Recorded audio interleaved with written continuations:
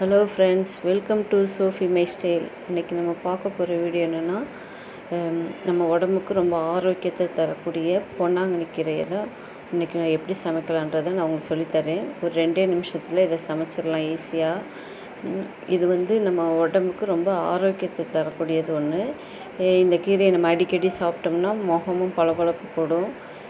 மற்றபடி வேர்வை நாற்றம், வாய் துர்நாற்றம் இந்த மாதிரி பிரச்சனை இருக்கிறவங்களுக்கு இது அடிக்கடி சமைச்சு சாப்பிடும்போது ரொம்ப நமக்கு ஒரு யூஸ்ஃபுல்லாக இருக்கும். இந்த மாதிரி நம்ம பருப்பு போட்டு கடைஞ்சி கொடுக்கும்போது பிள்ளைகள் நல்லா விரும்பி சாப்பிடுவாங்க. இதை எப்படி சமைக்கலான்றதை நான் உங்களுக்கு சொல்லித்தரேன். வாங்க வீடியோக்குள்ளே போகலாம். நான் ஒரு கட்டு கீரையை இந்த மாதிரி நல்லா சுத்தம் பண்ணி வச்சுருக்கிறேன். இதுக்கு தேவையான ஒரு 50 கிராம் பருப்பு நான் எடுத்து நல்லா அலசிட்டு ஒரு கிளாஸ் தண்ணியை ஊற்றி வச்சுருக்கிறேன்.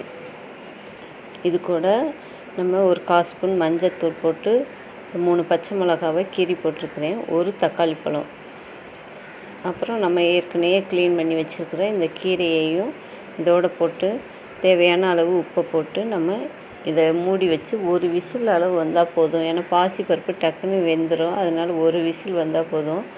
இப்போ ஒரு விசில் ஆயிடுச்சு. ஆன பின்னாடி நான் இப்போ எடுத்து அதை காமிக்கிறேன். பார்த்திங்களா, எல்லாம் நல்லா வெந்து கிடச்சிச்சு. இதை நம்ம தாளித்து விடுறதுக்கு ஒரு பேனில் ஒரு 2 ஸ்பூன் எண்ணெய் விட்டுருக்குறேன். ஒரு 1/4 ஸ்பூன் ஜீரகம், ஒரு 2 பட்டை மிளகாவை இந்த மாதிரி கிள்ளி போட்டு கொஞ்சோண்டு நம்ம தாளிக்கிறதுக்கு தேவையான வெங்காயம். நம்ம நிறைய போட்டாலும் நல்லா தான் இருக்கும், அது சின்ன வெங்காயத்தை யூஸ் பண்ணால் ரொம்ப நல்லது. இப்போ நம்ம வேக வச்சுருக்கிற இந்த கீரை இதோடு சேர்த்து நல்லா கிளறி விட்டுக்கோங்க. 2 நிமிஷத்தில் நம்ம இப்போ ஈஸியாக சமைச்சு முடிச்சாச்சு. இந்த கீரையினால் நமக்கு பல நன்மைகள் இருக்குது.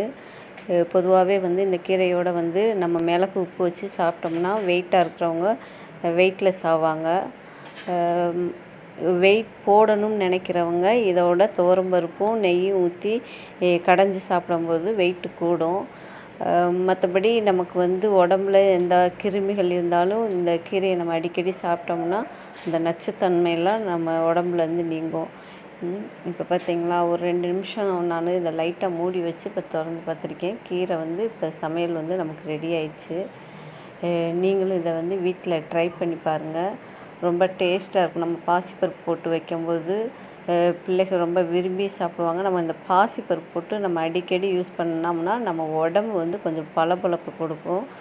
அதனால் நீங்களும் வீட்டில் போய் இதை ட்ரை பண்ணி பாருங்கள். இந்த வீடியோ உங்களுக்கு பிடிச்சிருந்துச்சுன்னா லைக் பண்ணுங்கள், ஷேர் பண்ணுங்கள். மறக்காமல் சோஃபி மை ஸ்டைலுக்கு சப்ஸ்கிரைப் பண்ணிடுங்க.